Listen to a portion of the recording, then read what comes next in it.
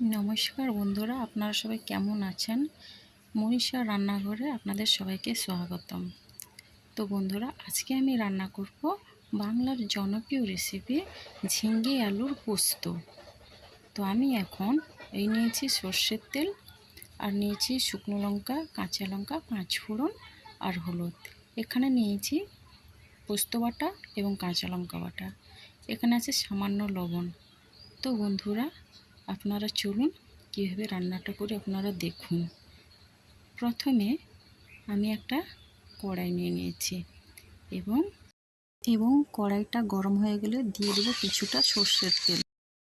তেলটা সামান্য গরম হলে আমি প্রথমে দিয়ে দেবো শুকনো লঙ্কা আর 5 ফোড়ন।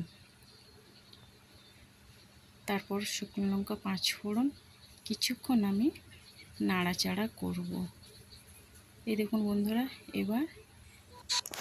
এবার লঙ্কা এবং 5 ফোড়ন লাল হয়ে গেলেই আমি দিয়ে দিব কেটে রাখা আলু। তারপর আলুগুলো একটু নাড়াচাড়া। বন্ধুরা, এই রেসিপিটা কিন্তু সর্ষের তেলে করলে খেতে খুব ভালো লাগে। তারপর দেখুন আলুটা লাল লাল করে ভাজা হয়ে গেছে। এরপরে আমি দেব কেটে রাখা ঝিঙেগুলো। এবার ঝিঙেগুলো আলুর সঙ্গে কিছুক্ষণ আমি নাড়াচাড়া করে নেব। আর আমি যখন এই ঝিঙে দেব তখন গ্যাসের ফ্লেমটা আমি একটু হাই করে দেব, কেননা ঝিঙে যদি লো ফ্লেমে হয় তাহলে কী হবে, ঝিঙে থেকে জল বেরিয়ে যাবে, তখন ঝিঙেটা ভালো করে ভাজা হবে না। তার জন্য একটু হাই করে নেব। নুন দিয়ে নিয়েছি। এবার দিয়ে দেবো আমি হলুদ। এবার নুন হলুদ দিয়ে আমি কিছুক্ষণ নাড়াচাড়া করে নেব।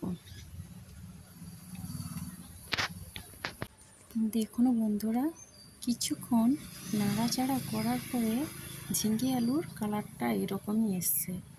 এবার আমি কি করব, মিক্সিতে বেটে রাখা পোস্ত এবং কাঁচা লঙ্কা বাটা দিয়ে দেব। আপনারা চাইলে পুরো রেসিপিটা শুকনো লঙ্কা দিয়েও করতে পারেন। আমি কিন্তু এখানে কাঁচা লঙ্কাই নিয়েছি। এরপর আমি পোস্ত এবং কাঁচা লঙ্কা বাটা একটু ভালো করে নেড়ে নেব। এরপর পোস্ত রাখা বাটিটা ধুয়ে আমি দিয়ে দেব। তারপরে আরও কিছুটা জল দেব। এরপর আমি কেটে রাখা 3টে কাঁচা লঙ্কা চেরা দিয়ে দেব। এরপরে আমি 5 মিনিটের জন্য ঢাকা দিয়ে রেখে দেব। 5 মিনিটের পরে আমি ফিরে এলাম। এরপরে দেখুন বন্ধুরা, পোস্তর এইরকমই কালার এসছে। এরপর আমি নামানোর আগে 2 চামচ সর্ষের তেল দিয়ে দেব।